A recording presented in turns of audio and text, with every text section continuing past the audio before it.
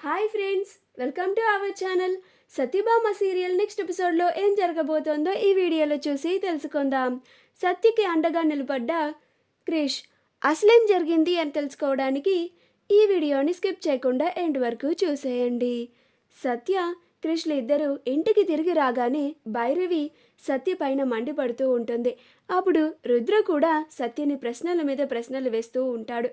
అప్పుడు సత్య, మావయ్య గారు, నేను మిమ్మల్ని ఎదిరించి వెళ్ళాలనో లేక మీ మాటకి ఎదురు చెప్పాలనో నా ఉద్దేశం కాదు. మా కన్నవాళ్ళు బాధలో ఉన్నప్పుడు నేను అక్కడ ఉండాల్సిన అవసరం ఎంతో ఉంది. అందుకని తప్పక వెళ్ళాల్సి వచ్చింది. పైగా మా నాన్నగారు ఎంత చెప్పినా కానీ వినకుండా సెల్లోనే ఉంటాను అని అంటున్నారు. వారిని ఎలాగైనా బయటికి తీసుకురావాలి అని మా వాళ్ళు ప్రయత్నిస్తున్నారు.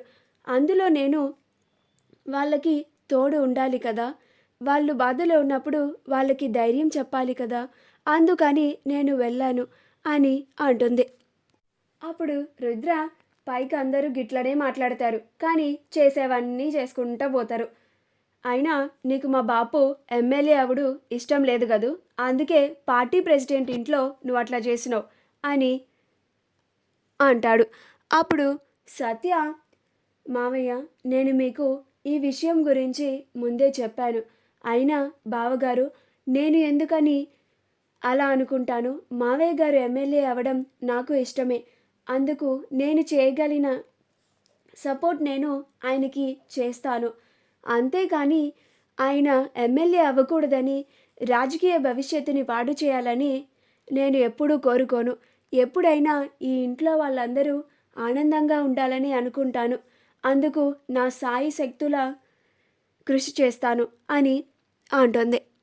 అప్పుడు మహదేవయ్య, సరే మీరు లోపలికి బొండ్రి అని అంటాడు. అప్పుడు క్రిష్, పద సత్య అని అంటాడు. అలా క్రిష్ సత్య ఇద్దరు వాళ్ళ గదిలోకి వెళ్ళిపోతారు.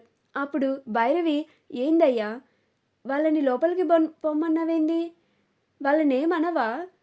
గిట్ల గమ్మునుండవేందయ్యా అని అంటుంది. అప్పుడు మహదేవయ్య, నువ్వు ఆగు భైరవి, నాకేం చేయాలో బాగా తెలుసు. నేను చేయాల్సింది నేను చేస్తా అని అంటాడు. వాళ్ళ నాన్న ఎట్లా బయటకు వస్తాడో నేను చూస్తా. ఏ లాయరు వాళ్ళ నాన్నని బయటకు తీసుకురాలేడు. నేను వాళ్ళ నాన్నకి శిక్ష వేయిస్తా అని అంటాడు.